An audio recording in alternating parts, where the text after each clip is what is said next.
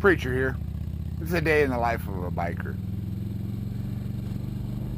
And this weekend, I got a chance to hang out with my brothers. To celebrate some birthday parties. To spend time with one another. You know, the club that rides together stays together.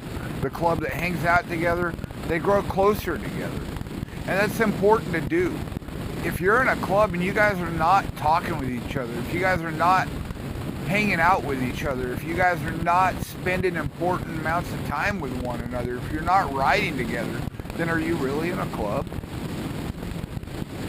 So now we get the chance to be able to go out and share some love to someone who's a fallen rider, someone who did what we did and they passed on. And that's important to do, to be able to pay respect to someone who shares your same core values, who shares the same type of lifestyle you do, to be able to support their brothers, to be able to share love with them, and to be able to send them off in a way that is deserving of someone who rides like we do. Because if we don't do it, no one will. Understand, this time it's them, next time it could be somebody closer to you. We never know when it's our time. So it's important to go out and share that love and show that respect and to take time to remember those who've gone on before us. Anyway, I want to read a little bit out of 1 John chapter 4, starting at verse 7.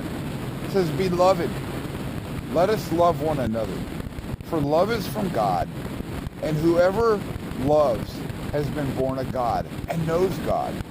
Anyone who does not love does not know God, because God is love. In this, the love of God was made manifest among us. God sent his only Son into the world so that we might live through him in this love.